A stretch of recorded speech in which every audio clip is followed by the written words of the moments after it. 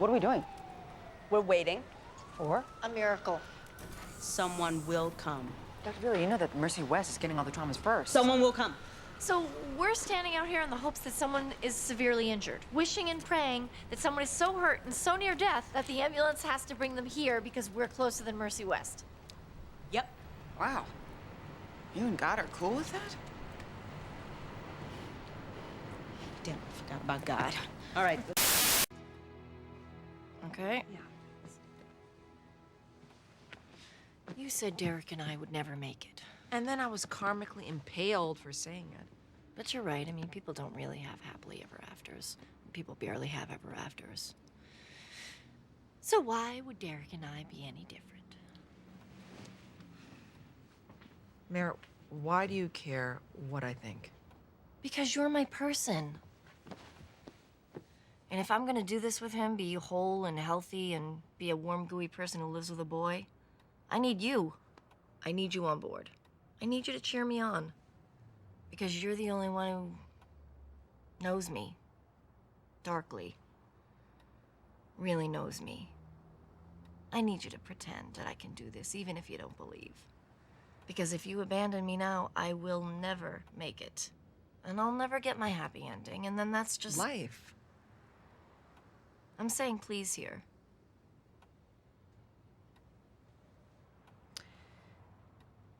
I think you and Derek will make it. You'll make it work. Are you just telling me what I want to hear?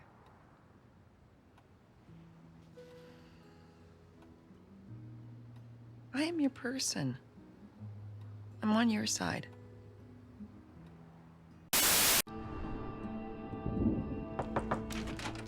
You're the shrink, right? Yeah. Well, you can't let her quit.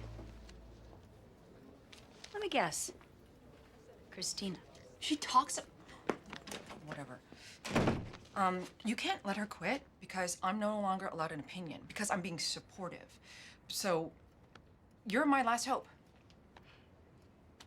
I mean, it's your job to have an opinion, right? You're paid to have an opinion? That's right. Okay, so, she lives her life at an 8. Her pain, on any given day, she lives at an 8.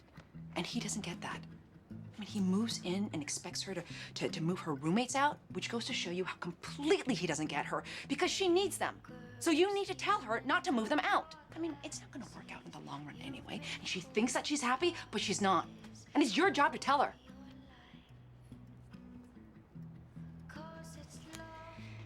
It must be incredibly painful for you. The idea of losing Meredith to Derek.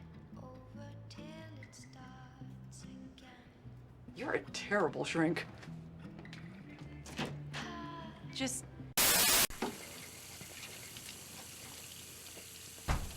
I don't talk about sex. Please, let's just pretend I never said even a single word. I don't talk about sex with anyone ever. Not any kind of sex. Bailey, I am begging you. It's just...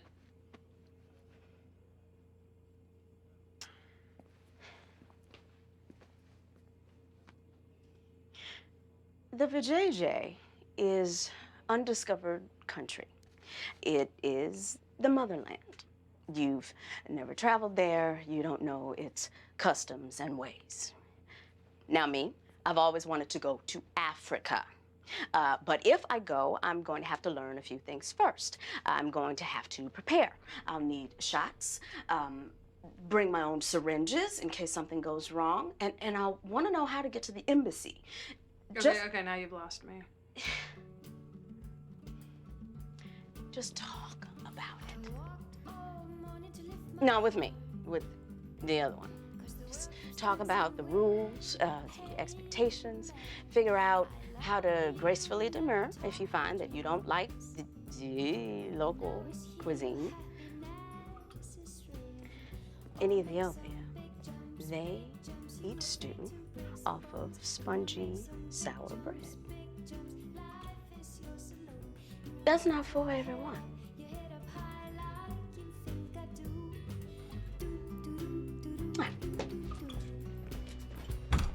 Sometimes I feel so confused. Oh, come on. I am offering 2 interns. 2 interns for the price of 1. Good luck. I'll trade you Laura for both of them. Leo, Drain's person likes it. I dropped an internal organ on the floor. It happens. Okay. Okay. How about this? 4 goes to George. I get James. Crab, you get 2. Izzy, give Leo. What are you people doing? We were just deciding which of our interns to give to George. Oh, you think I got to choose my interns? And I picked you people because you're all such a surgical dream team? You're lazy, you're whiny, Butterfingers over there, downright depressing, and you, Yang, you just annoying. Choosing their own interns. Give me those damn cards.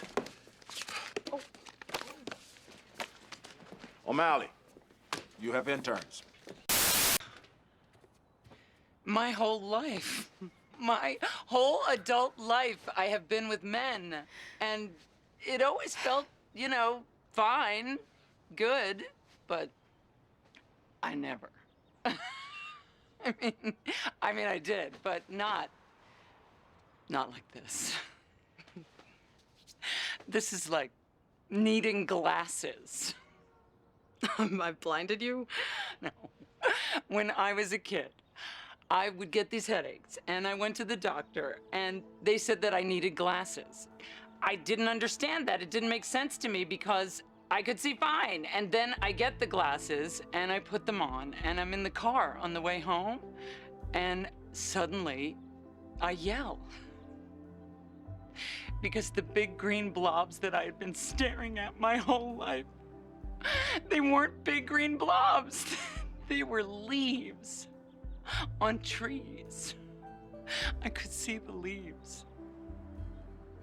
And I didn't even know I was missing the leaves. I didn't even know that leaves existed. And then, leaves. You are glasses.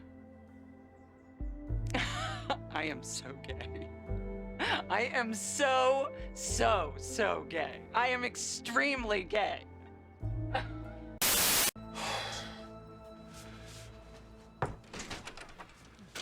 The wife's here of the beating victim. She ID'd her husband, so she wanted to talk. What's his name? I wondered if you asked her husband's name so that he could become a person to you. They're all people, Yang. This is not a game or a contest or a competition to see who gets a surgery and who doesn't. They're people, and we get to save them. Now, you're good. You're excellent. You can win all the contests, but if that's why you're doing this, then you shouldn't be. So did you find out his name?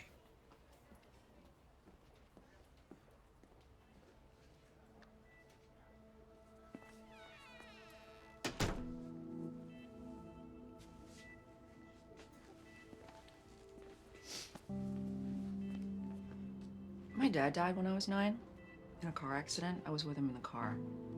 While we waited for the ambulance, I tried to keep his chest closed so he wouldn't bleed so much. When he died, my hands felt his heart stop beating. That's why I do this. It's also why I win all the contests. The patient's name is Tom.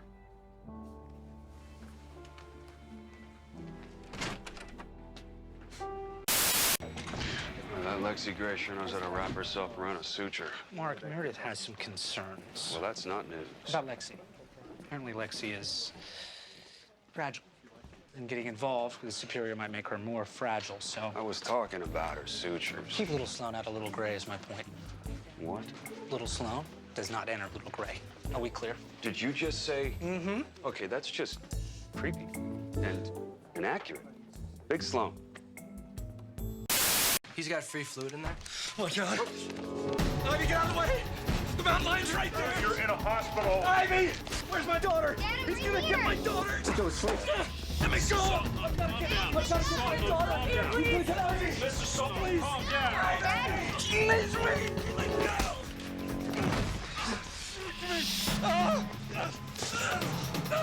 Let go! I'm just not there in the streets. You made her speak.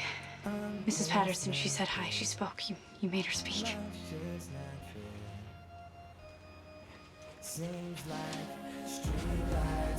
I respect you. As a man, as a surgeon, as a teacher, I respect you. So, teach me. What do you do? Don't do that. Stop. Teach me. Stop. Teach me. We can't do this. You're little Gray, and I promised, and I'm your teacher. So, teach me. Oh, Lexi. Teach me. Teach me.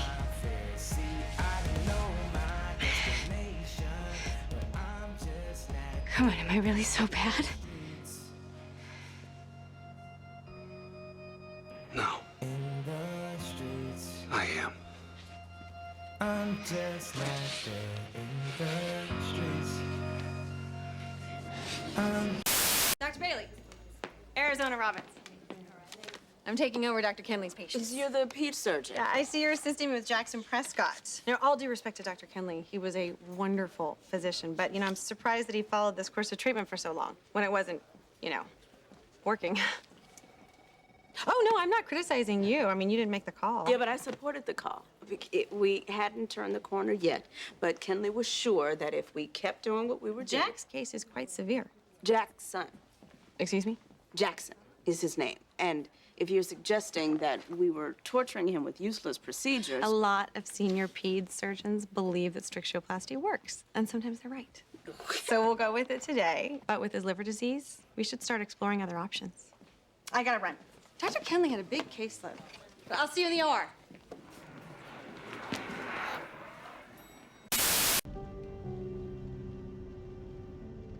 So, Valentine's Day.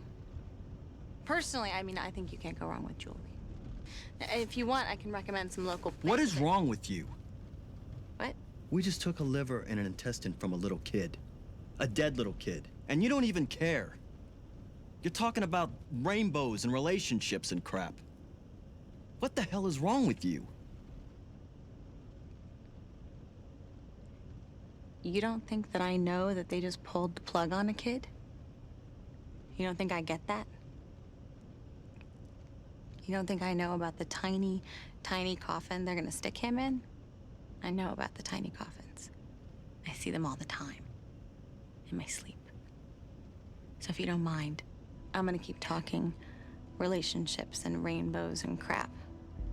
And I'm gonna make plans for tomorrow. Because that's what you do, Karev.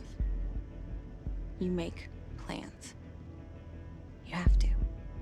You turn your back on the tiny coffins and you face forward to the next kid.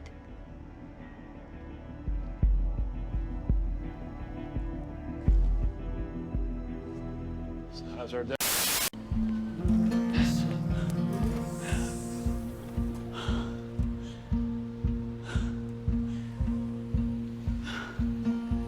Heaven or hell? Yes. You're here for me. Yes. No. You're not here for me. You're here for me. You're here for me. You came to get me. I didn't know what heaven was. I thought you were my heaven. I loved you so much. I loved you so much that when I got to come back for you, I thought, you're my heaven. But maybe I'm your hell.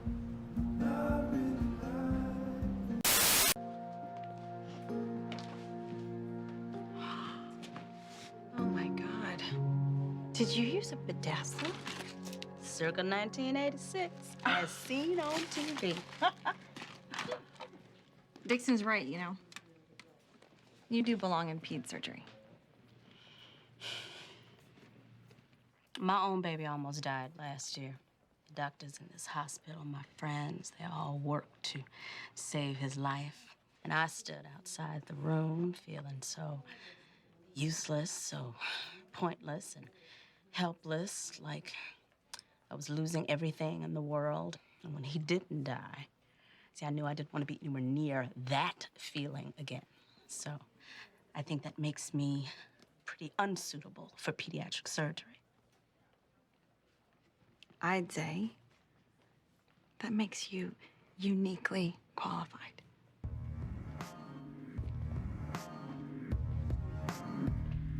Who do you Hey. I have no clout with God. God doesn't even know who I am. Which sucks because I could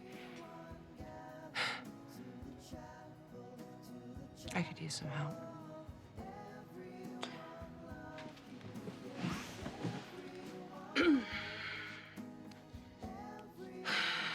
Dear God, I need your guidance. I kissed a peds surgeon. You kissed a peds surgeon? I never thought I'd end up with a woman, God, but I mean, not until lately. But that's not the problem. The problem is the peds thing. She's perky and has butterflies on her scrub cap. But she's also hot. Really hot. So help me get over the butterflies. Amen.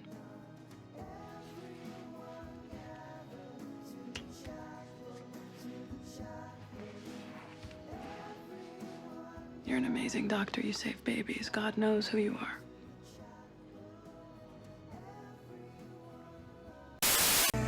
You're unmotivated, you're careless, selfish, distracted. And pretty much the people in this hospital I would least trust with my life. But that's the way it's supposed to be. You're interns, you're babies. And you're all lucky to work here. We're all lucky because we get to save lives. Every day, we get to save lives. That's what we do. That's our job. And it's not something a lot of people get to do, so.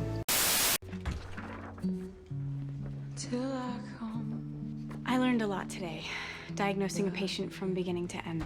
So, thank you for teaching us. What would you say to patient X? How would you break the news? I would say that I was very sorry and that there were support groups. I don't know. What do you say to somebody who's gonna? You say they have a choice. They can run away and hide from it, or they can face it. You say they need to be around the people who love them because it's gonna be the toughest fight of their life and no one should have to do it alone. And then you give them the odds. And even though a 5% survival rate is bad, it's really bad, you say. You say, Screw the odds. People die of the hiccups. My mother died of the hiccups. And survival rate for that is, what, 100%? The odds are that she should be alive right now. The odds are that the odds mean crap. So people should face it, and they should fight. Maybe not those words. no. Exactly those words. Thank you, Dr. Gray.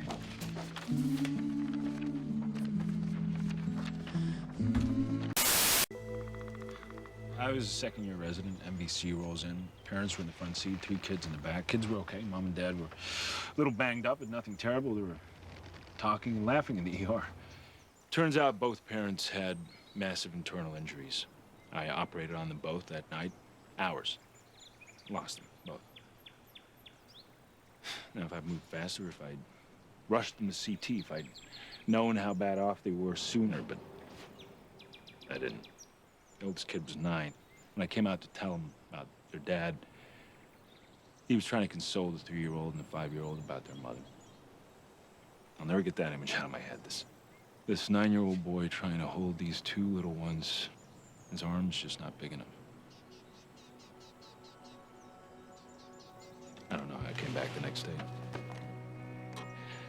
I think part of me never did. Surprised you didn't talk about Iraq. I don't talk about Iraq. What my point was, I kept, you know, I went back. I showed up. I showed up for work, you know? You get dead inside. You get dead inside because if you actually felt it, if you let yourself feel that, no way you're going back. No way.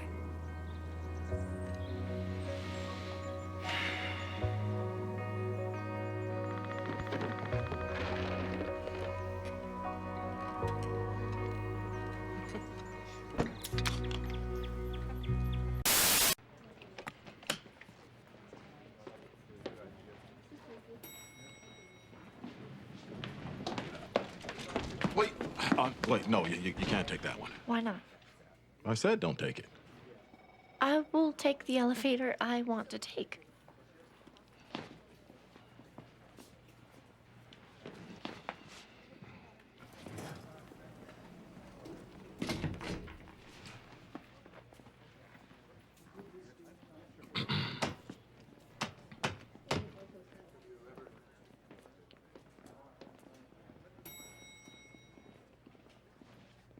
Well, go on.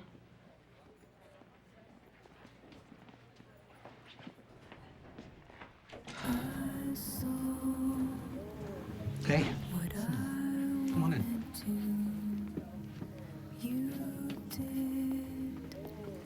This is a CT. Katie Bryce, 6-year-old female, subarachnoid aneurysm. From a fall during rhythmic gymnastics, I remember. That was the first surgery we ever scrubbed in together. Our first save. Right here is a cerebral cyst. Tough save, but we did it.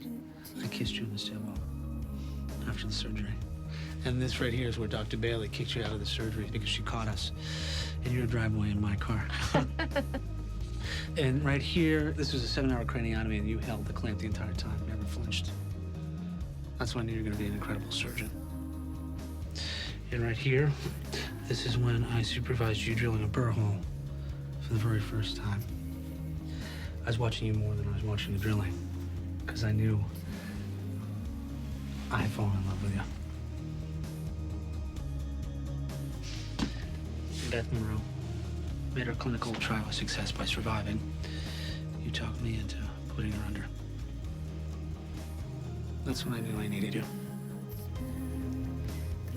And this is today. Post-op head CT of Izzy Stevens. See that? Right there? Tumor free. Because of you. You got me into the OR. If there's a crisis, you don't freeze. You move forward. You get the rest of us to move forward. Because you've seen worse. You've survived worse. And you know we'll survive too. You say you're all dark and twisty. It's not a flaw. It's a strength. It makes you who you are.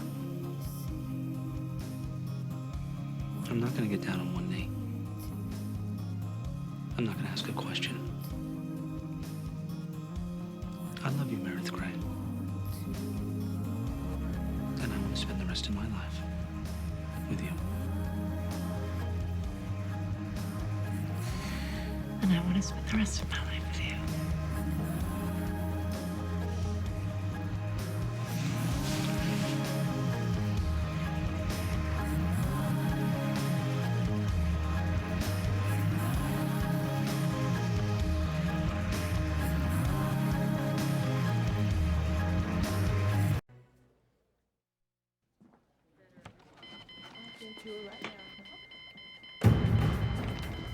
Get a crash cart, Izzy Stevens' room. Right away, doctor. Izzy.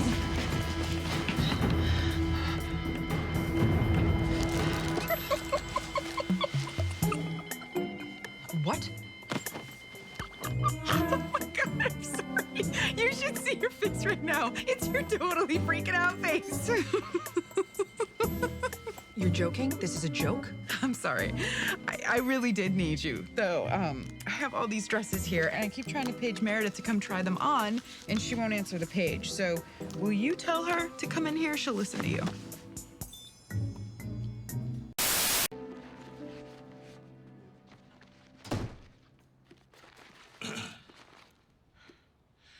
Oh, great. Is this another heart-to-heart? I know you don't like me. And you have every right not to like me.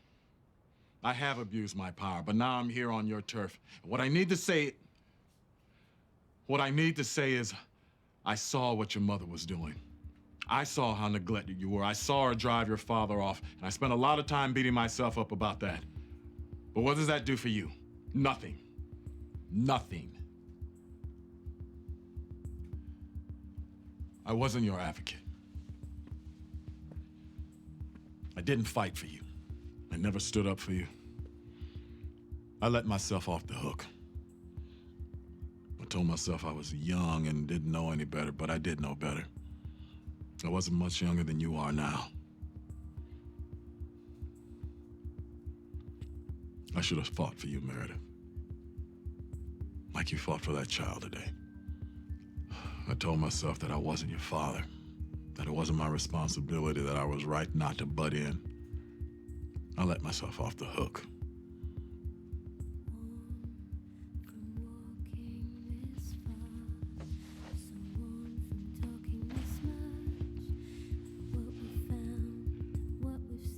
You were helpless. You were a baby. A beautiful, smart, funny little girl. And no one stood up for you.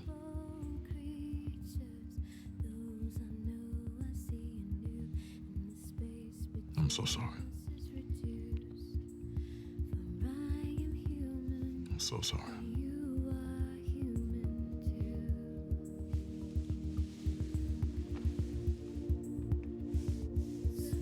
I'm so sorry. I'm so sorry. Did someone else die? Why don't you tell me your speech? Your graduation speech. I can take it. Becca, just give me your speech. You worked hard on it. So you should do it right now. Come on. Today's the day my life begins. Today, I become a citizen of the world. Today, I become a grown-up.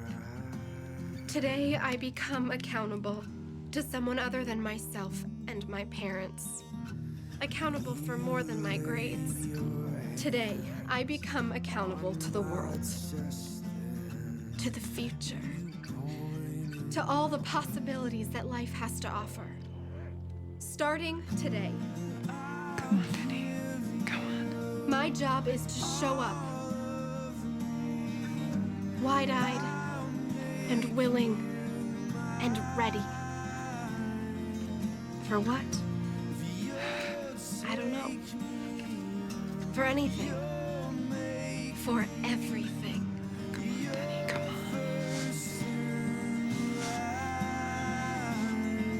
on. Charge the 360. To take on life. Nice job, man. To take on love. All the times I didn't ask for you and you were here. Now I'm asking, please. Please come to me now. Please help me now. Come on. Come on, Denny. Just you come to me now. Denny. To take on the responsibility and possibility.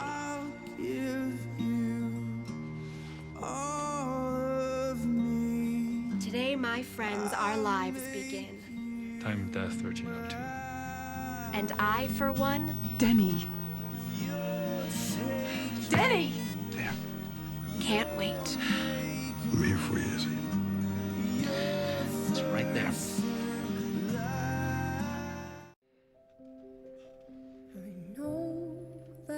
Today's the day my life begins. All my life, I've been just me, just a smart-mouthed kid. Today, I become a man. Today, I become a husband. Today, I become accountable to someone other than myself. Today, I become accountable to you, to our future, to all the possibilities that our marriage has to offer. Together, no matter what happens, I'll be ready.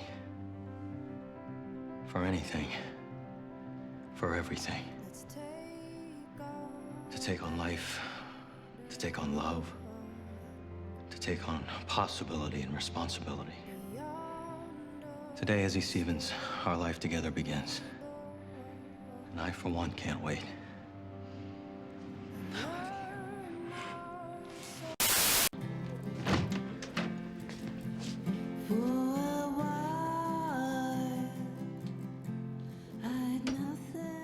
You okay?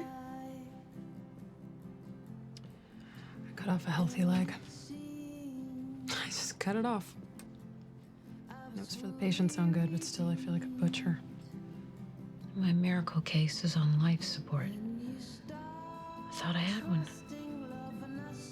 One miracle. I hate this job sometimes. I don't know why we do this.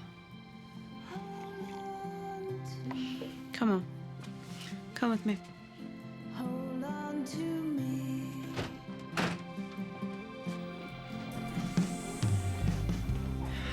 Okay, what are we doing here? We came to see that. What? The joy. It comes around rarely. So rarely we forget it can happen. But that's why we do this. The joy.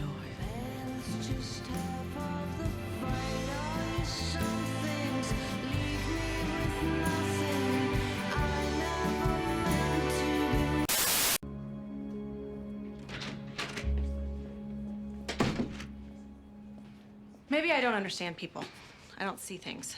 So maybe I just don't get what's going on with you or why you're so mad, but I do think it's awesome. I think that George joining the army is awesome. Shut up. No. You asked me who I was. I am a person who thinks that what George is doing is dangerous and terrifying and brave. He's going to serve his country. He's going to risk his life to save the men and women who make it possible for you and I to sleep safely in our beds. I'm a person who thinks that that is brave. And I am a person who stood in an airplane hangar and watched them unload my brother's body in a coffin. And all we got was a flag. My brother died over there because there weren't enough doctors, Callie. So for my money, George O'Malley is a patriot. He's a hero, and I am grateful that he exists. So yeah, the word I use is awesome. That's who I am.